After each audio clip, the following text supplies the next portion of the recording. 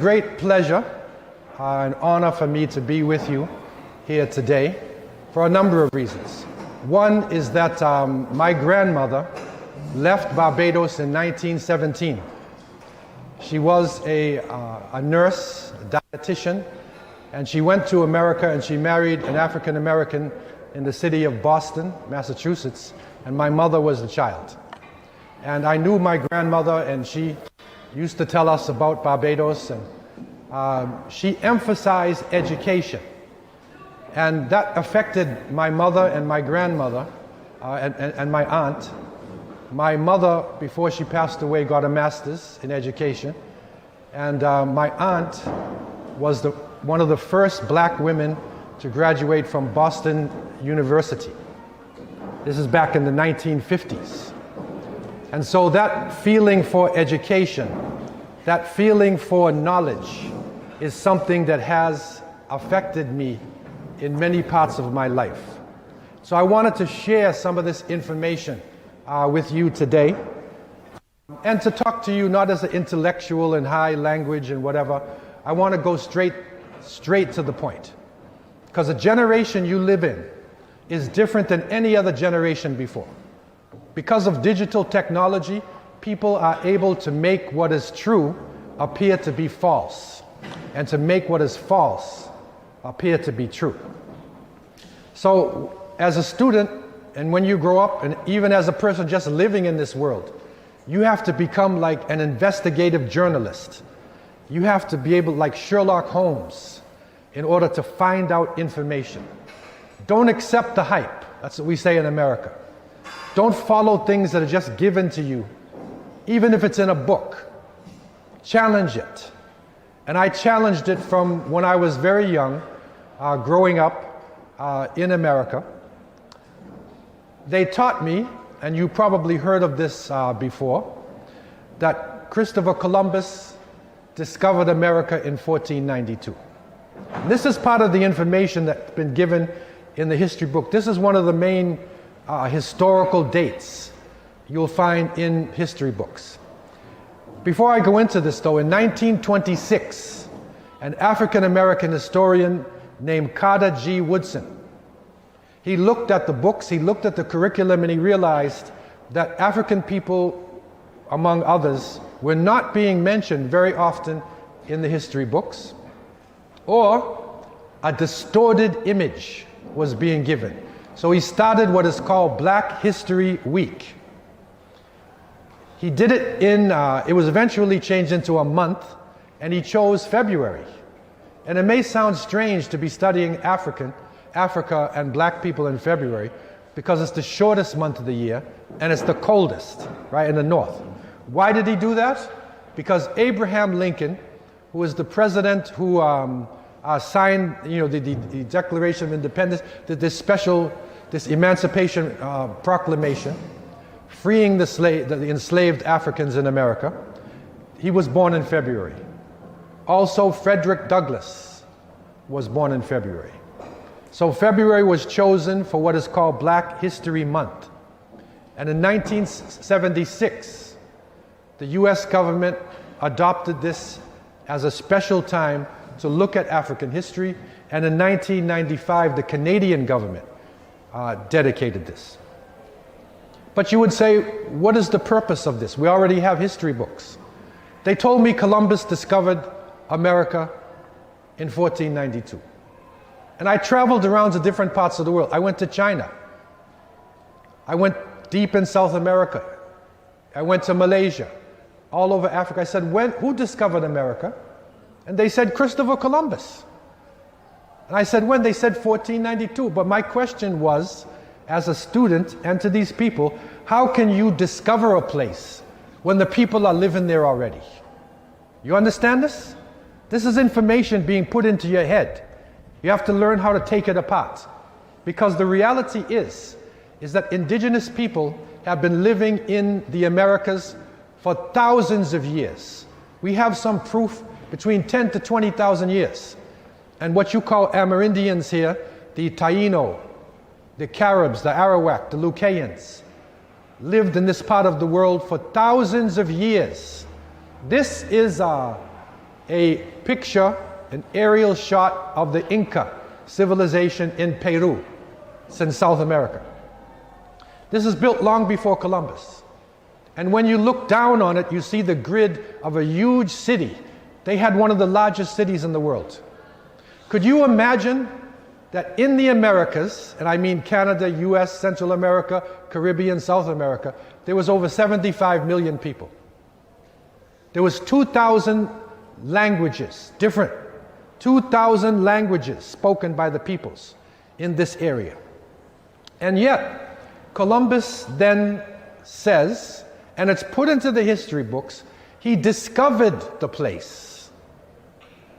And if you think about this, it's like if I came and I said, I discovered St. Michael's in 2020. Like none of you ever existed. This island never existed, nobody, because I just reached here. And so what we are dealing with is the erasing of an entire civilization. When Columbus's son Ferdinand came, he found pyramids, hanging gardens. The Mayans had calendars. He found all types of amazing things in this part of the world. Even if you say Columbus was the first European to come, that would be a mistake. Because we have people living who lived in the north called Vikings. You ever heard of the Vikings before? Do you know which country Vikings come from? Anybody know? Norway, Sweden, Denmark, right? So they went over the northern route and they came into Canada, Greenland, Iceland, Canada, long before Columbus.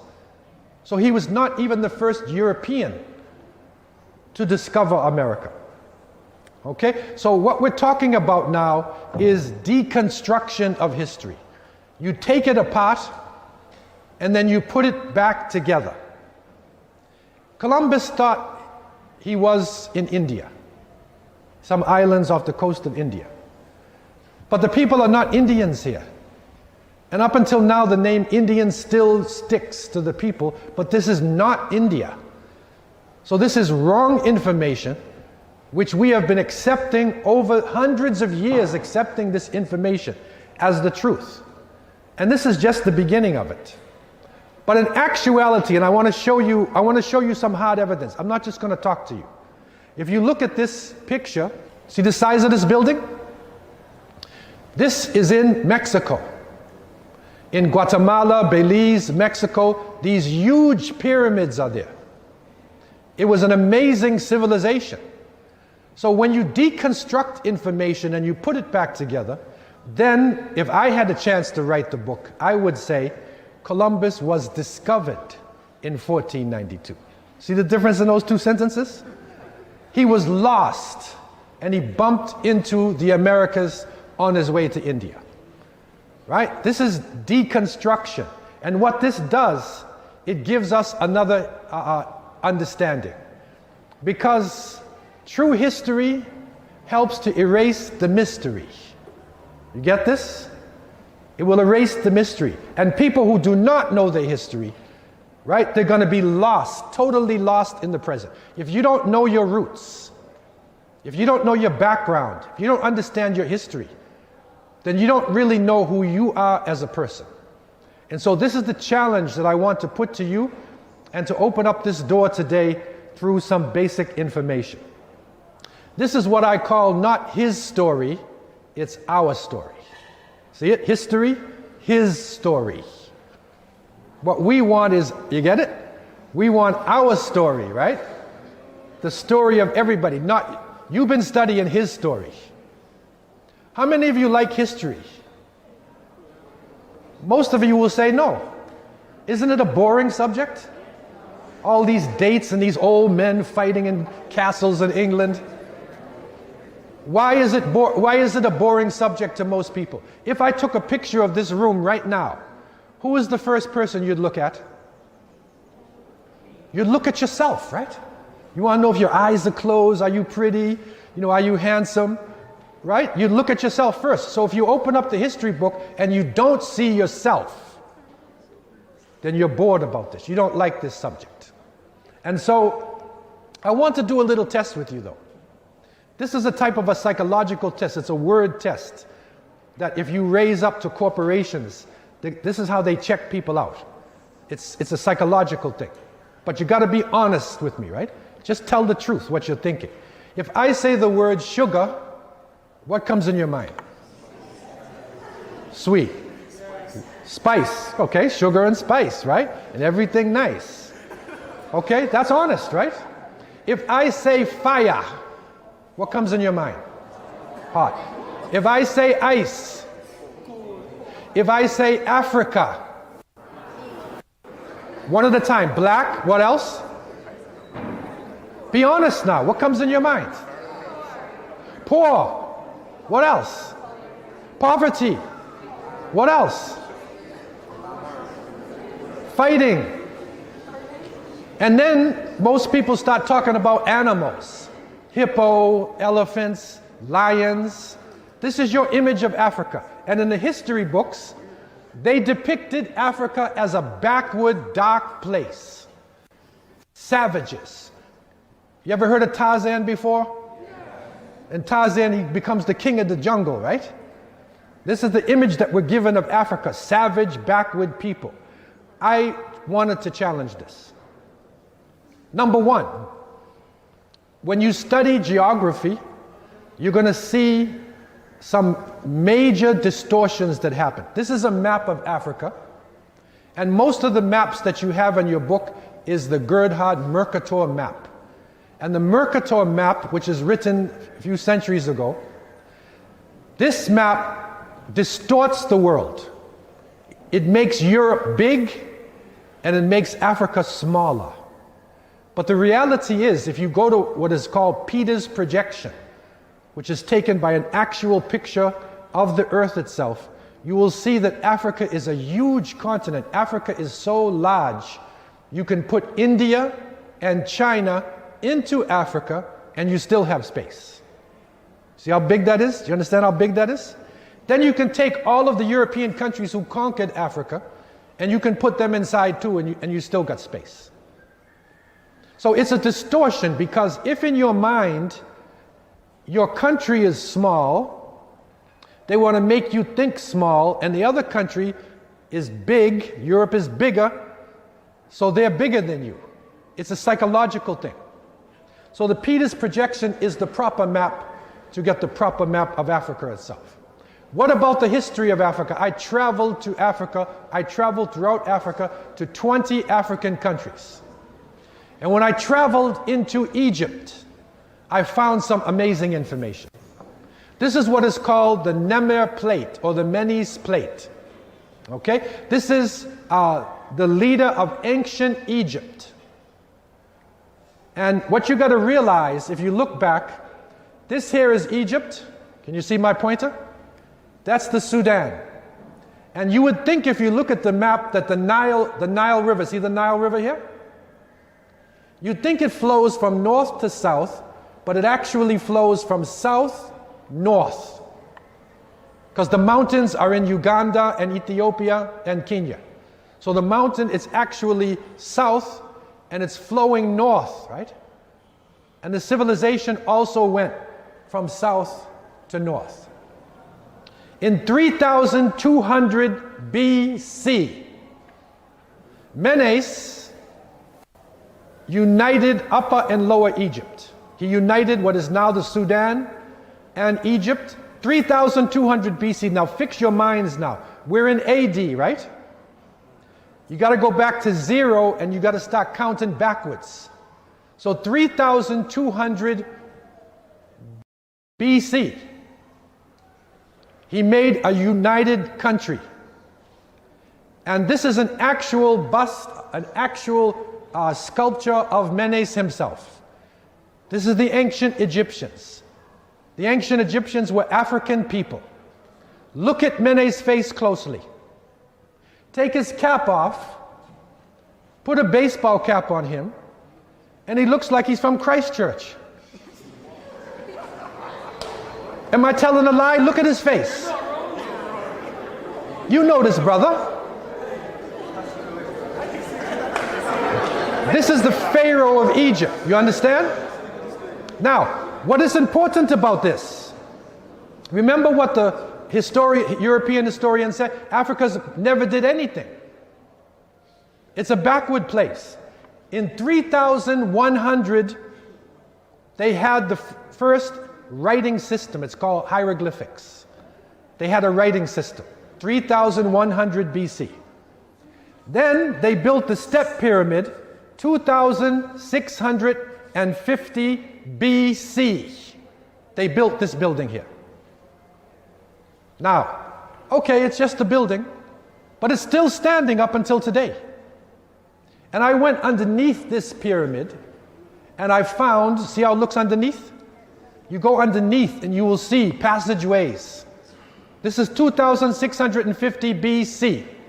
If you add 2020 to that, you're talking over 4,000, maybe 600 plus years. If you have a building in Barbados 100 years old, it's a national monument, right? It's a historical building.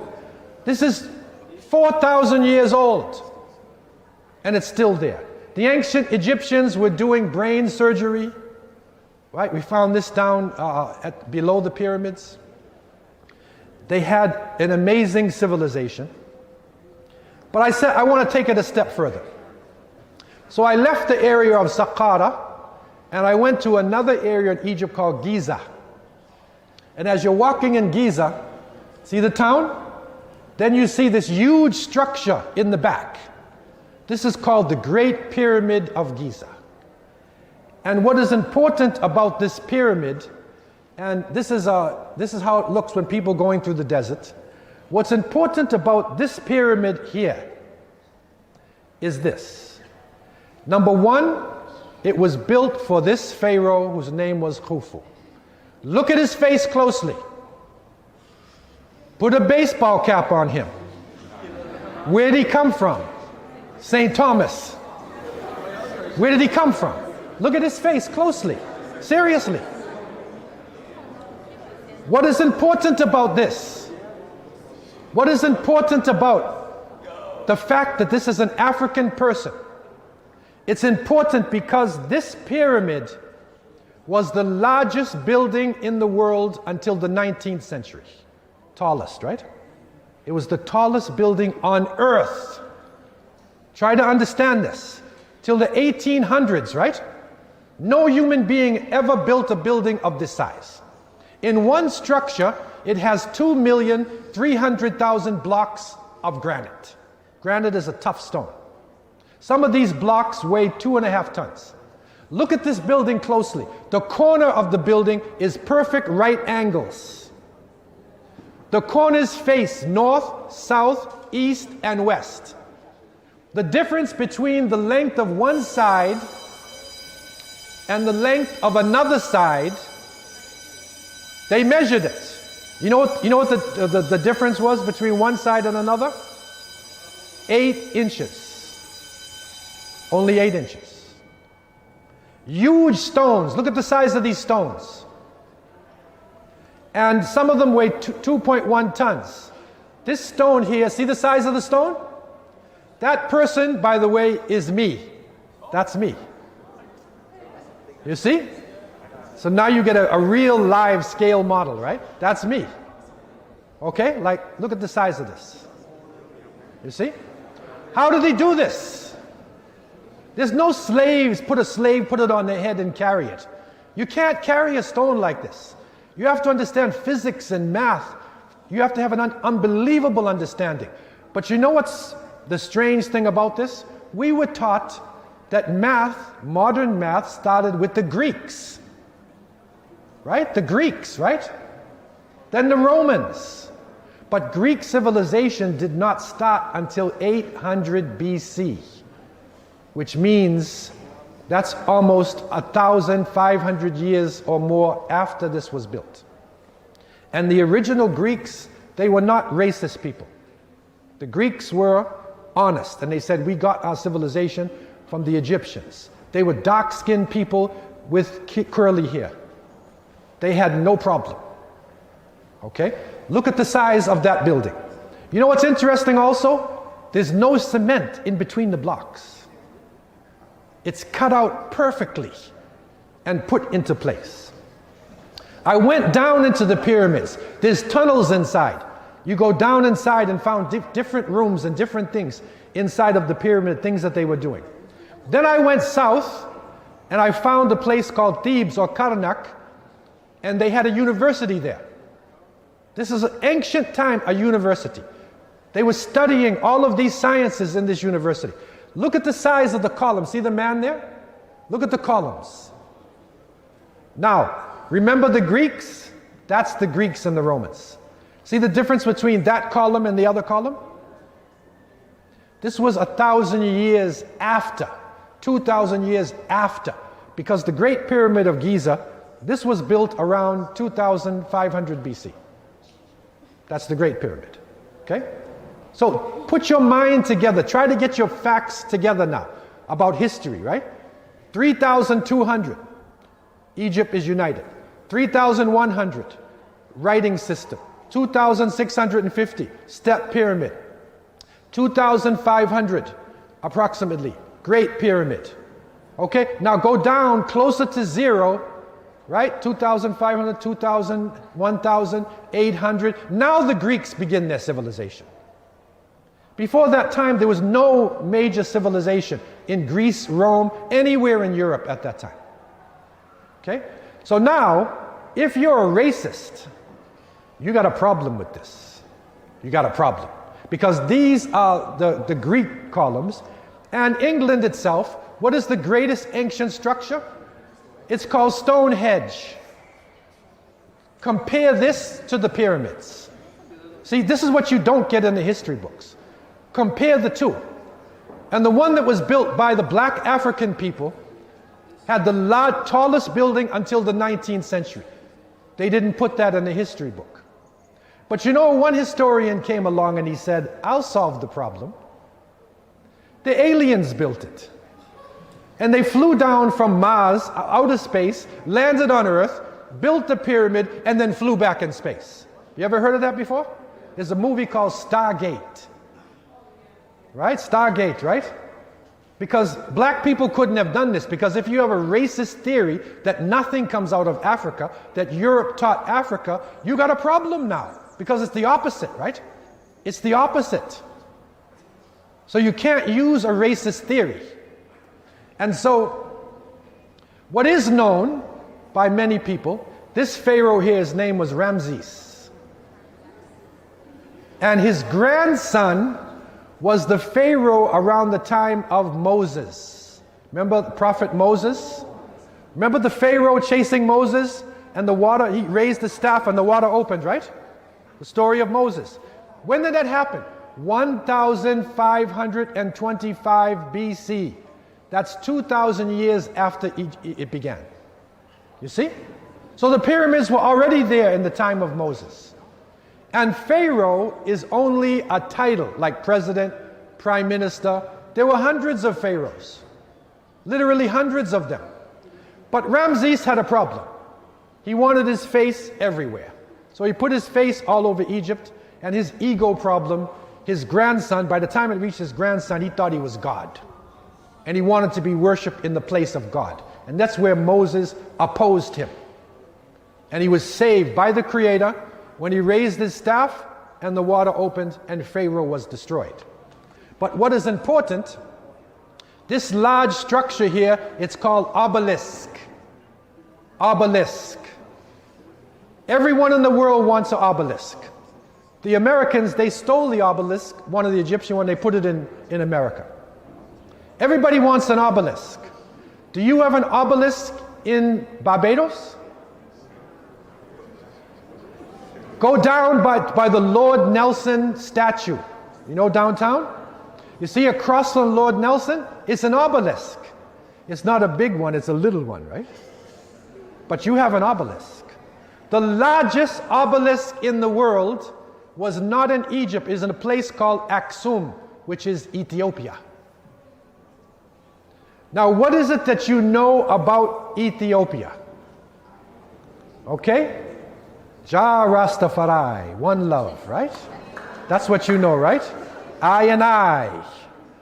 This is what you know about Ethiopia.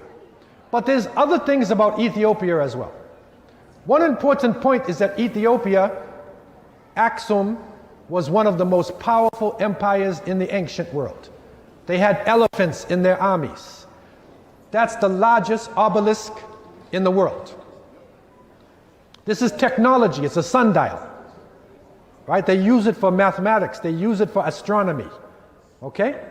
And it's right around this time that Prophet Muhammad, peace be upon him, he appeared in the Arabian Peninsula. He was teaching the belief in one God. He was teaching no racism. His followers were light-skinned, dark-skinned, Arab, African, Persian, European. They were all with the Prophet. And after 5 years of teaching, Prophet Muhammad then said to his followers, you have to leave. They're killing us. They were torturing the Muslims, killing them. So he said, leave Mecca, which was their base. Where did they go? They did not go to Syria. They did not go to India. They did not go to Malaysia. They went to Africa. This is a very important historical understanding. The first place that the followers of what we believe is the last prophet, Muhammad, peace be upon him, after Abraham, Moses, Jesus, they went to Africa. And what did he say to them? This is an actual saying of the Prophet. He said, if you go to Abyssinia, it would be better for you, for in it there is a king who will not tolerate oppression. It is a land of truth. Go there until such time as Allah shall relieve your distress. Allah means God. He said, go to Abyssinia, or Al-Habasha. That was now present-day Ethiopia and Eritrea. So they went there, and the Prophet wrote a letter to the king of Ethiopia. The king's name was Ashama. His title was the Negus. In Arabic you say An-Najashi.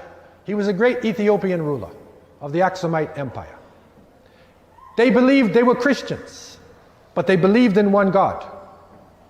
Powerful believers, because one of the disciples, Mark, of Jesus, he died on the Nile, and the teachings went up the Nile.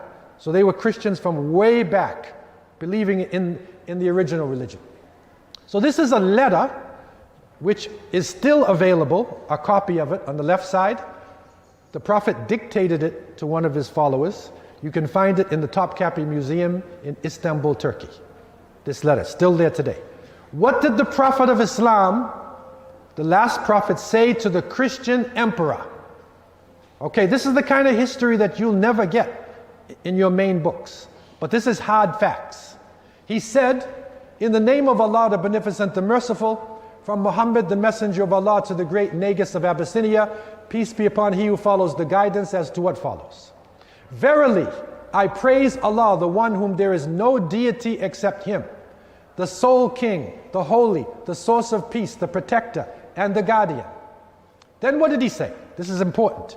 He said, I bear witness that Jesus, the son of Maryam, meaning Mary, is the spirit belonging to Allah, and His word which He cast into the chaste and excellent Virgin. She thus became pregnant by means of His spirit and His inspiration with Jesus, in the same manner that He created Adam with His hand. So what does that mean? You can't be a Muslim unless you accept that Mary was a virgin and that Jesus was born in a divine conception. Who believes in this outside of Christians? Nobody. But people didn't understand. It is a key point in Islamic belief. This is the letter that he wrote to the emperor. Then he said, verily I invite you to Allah, the one who has no partner, and to friendship, continuity, and government in obedience to Him. I invite you to follow me and have absolute certainty with what I have come with. Verily, I am the messenger of Allah. I invite you in your government forces to Allah, the mighty, the majestic. Thus I have delivered the message and given you counsel. Therefore accept my counsel. Peace be upon he who follows the guidance. The Najashi Ashama, he accepted the letter, and he gave sanctuary to the Muslims who were running away from the idol worshippers who were killing them in Mecca. So it was a unity between Christian and Muslim. You see? Complete unity. And Ashama said there's no difference between our religion. Actually, according to our what we're taught, Ashama Najashi, he became a Muslim before he died. And this is where he's buried, in Negash in Ethiopia. There are 15 of the companions of Prophet Muhammad buried with him there in Ethiopia. Okay? So now, Africa itself. What happened to the followers of the Prophet Muhammad, peace be upon him? This green here is the spread of Islam within 100 years. They found a place in the north, today you call Tunisia, they called it Ifriqiya. This is Arabic, Ifriqiya. And it meant in ancient times a sunny place. That is the first modern use of the word Africa. That's where a European map maker took this word Ifriqiya. He said the whole continent is Africa. Okay? That's something that you wouldn't learn in most history books. Then they started spreading their teachings, not by armies, but they spread it by migration, by trade, by wandering scholars, and people started to embrace Islam. But you know what they found? They found that below the Sahara Desert, see this desert here? Below there is what is called the Niger River. Here you have Senegal, Gambia, then you have Mali, right, present day. This Niger River, below the river was the largest active gold mine in the world. The people were shipping the gold. So the Muslims made trade routes. This is one of the ancient towns. This is Ghana, ancient Ghana. They cover their face in the desert because of the Sahara Desert, the sand. So the men cover their face as they move through the desert. The scholars were there. Cities were built. Cities of countries of Takror, of Ghana, of Gao, later of Timbuktu. This is something from the fabled city of Timbuktu today.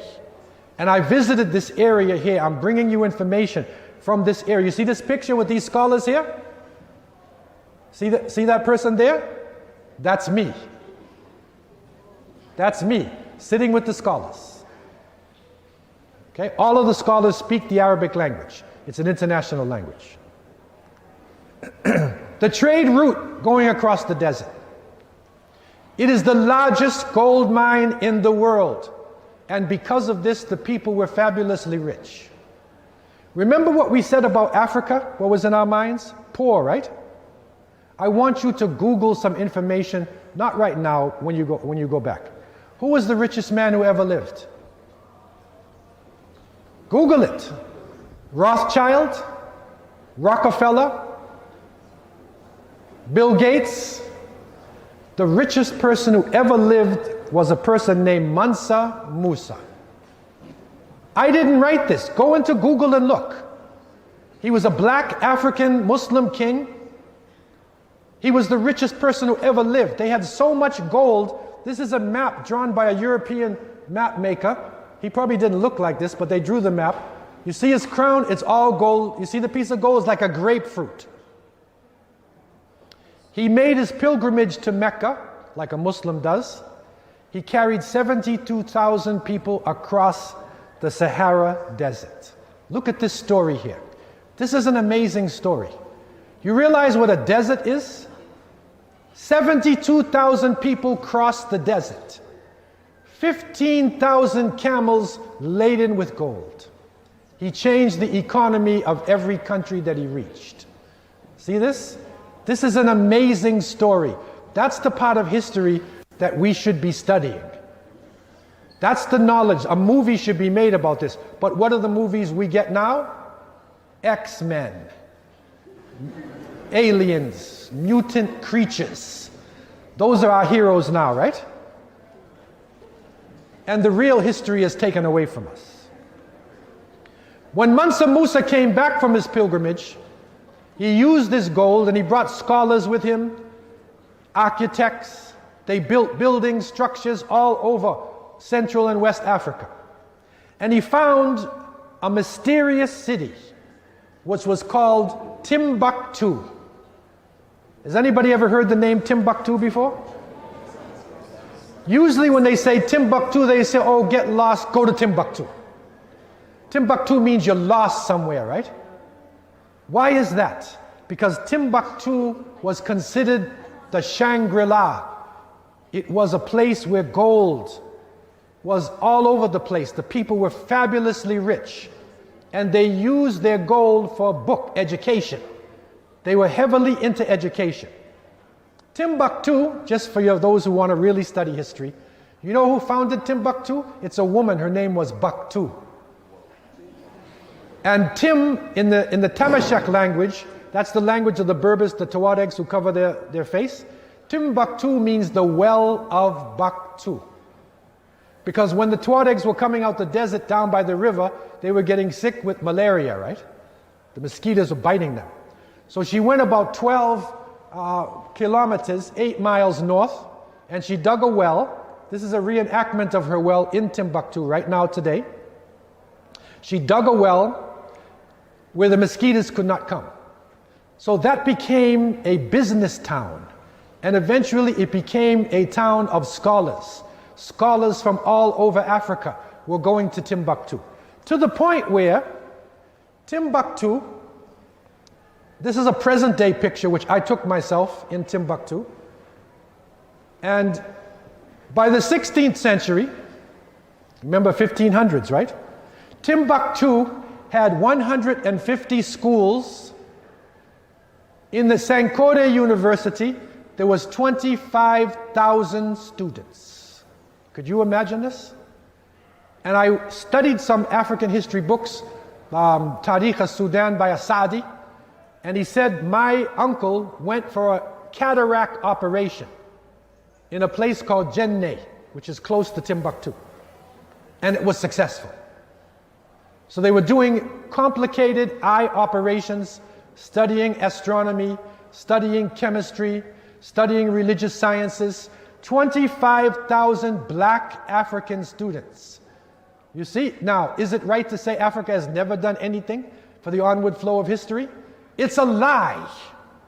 And this is what Carter G. Woodson was searching for with this month. Timbuktu produced books and sent these beautiful books. They reached all over the world. Eventually, the trade stopped in the desert and it went to the oceans. And after centuries, Timbuktu became deserts coming in, but there are still thousands of books in Timbuktu up until today, and they're putting them in libraries. Thousands of books written by black African scholars. Okay? This is what is left of the Sankore Mosque, where the university was. Now, you know what one of the books said in Timbuktu? It was written by a person by the name of Al-Umari. Al-Umari was writing about the journey of Mansa Musa. And Al-Umari said, when Mansa Musa reached Egypt, remember Mansa Musa with the gold, right? They said, where did you get this money from? And he said, I am part of the lineage of the Malian kings. And my older brother, Abu Bakr, he went into the Sea of Darkness, the Atlantic Ocean, that would be somewhere around Senegal. He went into the ocean with 2,000 ships, and he never returned. Right? This is now 1324 is when he said this. His older brother never returned to Mali. 2,000 ships. What happened to the ships? Now we look and we see on the ocean there is what is called currents. The current will take you right in. It'll take you from North Africa or West Africa right into Brazil, or it will take you right into Barbados. And to prove it, a Norwegian scientist named Thor Heyerdahl, he left, this is his boat, Ra II. He left from Safi, Morocco, and where did he land 50 years ago? Barbados. He landed here. This is the 50th anniversary of Thor Heyerdahl's journey. And God willing, in July, we want to have a celebration. The Norwegians are coming. We invited the Norwegians through hopefully they'll come to Barbados. They're going to go to Morocco, and they're going to talk about Thor Heyerdahl's journey. I visited Norway, and there's a museum, his boat's there. He also crossed the Pacific too, in another boat called Kon-Tiki. He's a very famous historian from Norway. What did he prove? He proved 2,000 ships. Mansa Abu Bakr. Mansa means king. He never went back. What happened to these people? We traced it. And I've given a book to St. Michael's to show you these actual reports and the words of the people. We traced it along Brazil, the Amazon River. So these Mandingo, Mande Muslims, okay, here we say Mandingo, they would say Mande or Mandinka. They traveled along the Amazon River. They went into Peru, into Central America, into the United States, long before Columbus. And when, these are their writings, their inscriptions that are there in Brazil. And when the Spanish came, they found black people already here. When Balboa came to Central America, he went to what was now the Taino indigenous Latino people. He met them. This is Balboa, the Spanish. And they said, on the Caribbean side, on that side, there's black people with beards. Don't go there. Right? So Balboa went north. All over Panama, Central America, they recognized African people before the Europeans came living in this region. The British called them Black Caribs. The name they use is Garifuna. You need to know Caribbean culture. Garifuna. The Garifuna, you find them in St. Vincent. I visited them in Belize. The British made a treaty with them and sent them to Belize. All along the Caribbean coast, you'll find people of African descent. Belize, Honduras, Costa Rica, Panama, Colombia, Venezuela. All along that side are African people. And they trace their lineage and their history before Columbus. So this is an amazing study that we are opening up and bringing to you. Another area which will bring it home now to what happened here, this is what is called the Atlantic slave trade. And it is this slave trade where political prisoners and African people were brought here to this part of the world in order to work on the plantations. These are the ports of call. And the Middle Passage was a terrible time. But I want to report to you today that the people did not submit to this. There was resistance. There was resistance in Africa, there was resistance on the boats, and there was resistance here. People fought back in any way they possibly could against this wicked system there. Now what we found out, this is some extra information, because we're searching for roots, right? How do you find your roots? Because the people who were enslaved, they were not allowed to keep language. You couldn't keep your names. You couldn't keep your religion. You couldn't keep anything like this. But the Muslims were writing Arabic, and they wrote it down in different places, and now it's coming to the surface. So we're studying documents written by African, enslaved Africans during this period. So now we know about 1/3 of the enslaved Africans were Muslims. Now, how do we get this information? There are documents like this, eyewitness reports, autobiographies written here by the people. The first slaves that were brought from Senegal, Senegambians. But it was a mistake, because they're Wolof. And the Wolof are really proud, strong people. They made a rebellion in 1522 in Hispaniola, which is now Dominican Republic and Haiti. They made a rebellion in Puerto Rico. They made a rebellion in Panama. And so the rebellion started all over the region. And this is how we study this. to show you some hard evidence if any of you ever want to be a historical researcher. This document is saying, it's written in 1774, it said it's a runaway, it's a slave who ran away from the plantation, right? It said run away from the subscriber's plantation in Augustine Creek 3 years ago, a short, well-made Negro fellow called Mahomet. Now, Mahomet is another way of writing Muhammad. So this was a Muslim here. So this is how we are identifying the names. A lot of it's coming to the surface now, just to show you. This is a prince. Abdurrahman was his name. And he was a scholar. He spoke about 7 languages. The written language was in Arabic. And when the United States began, it was only 13 colonies, right? Fighting the British. You'll study this in your history about loyalists and whatnot, right? The 13 colonies needed to be recognized. The only country that would recognize America was Morocco. There's a letter between George Washington, President of the United States, and the Sultan Abdullah of Morocco. And within their correspondence, George Washington said, any more, when he said more, he meant Muslims, any Muslim who is captured as a slave should be free. That's an agreement. So when they saw him writing Arabic, and the word got back to the United States government, and they freed him. And he returned to his home in Timbo, which is in Guinea, West Africa.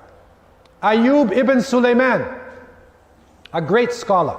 He wrote the Quran, the book of scripture of the Muslim, 5 times from his memory. When they saw him writing Arabic, remember the agreement with the government? They freed him. And he went back to his home. Yaro Mahmud. This is an actual picture. It's a painting drawn in 1819 of Yaro Mahmud. That's his actual face, right? He's relaxed and calm. He died at 128 years old. He was 70 years in slavery. Could you imagine that? But he won his freedom and he freed hundreds of other people. He's a very famous person to us there in our history. Umar bin Sayyid. He wrote his own life story in Arabic, and the whole book is there in Washington. Bilali Muhammad, who is in a place, the Sapelo Islands off the coast of Georgia. Saleh Bilali, captured at 14 in Janneh in Kiana, right? 60 years in slavery in Georgia. Oh, Lizzie Gray, they called her. She was a Muslim woman who died in South Carolina. Okay, the Gullah people in South Carolina. And you know what's interesting? Many of these Gullah people, we're finding out now, came from Barbados. There's a connection between South Carolina Gullah people and Barbados. Now, what we're realizing, many of these people were Muslims. Look how they dress up until today, up until recent times. Fatima, or Phoebe, the wife of Bilali Muhammad, well known on the Sapelo Islands. Okay? Let's go to the Caribbean. You know the great rebellion of Haiti, Toussaint Louverture. The rebellion was begun by a person named Macandal. He was what is called Marabout, which means a traveling scholar, and a man named Bookman. Toussaint Louverture organized the small rebellions, and he made a great army, and they defeated the French. Okay? That's Macandal. He was a Muslim scholar. Muhammad Kaba from Buka in Malinki, Guinea. He was studying to be a judge. He was captured and he was taken to Jamaica. Look at his writings. Abu Bakr Siddiq. He was a scholar from where? Timbuktu. He was brought to Jamaica. And when the British magistrate Robert Madden came to Jamaica to oversee the change from slavery to indentured laborship, he found people speaking Arabic in Kingston. And they were writing to the countryside. And he said, what is this? He learned to speak Arabic because he was in Turkey and Syria. He said, what is this? And they said, we have our own societies here. Okay? So they were resisting and revolts were coming up all over the region. There were revolts in Brazil. Look up the word Bahia.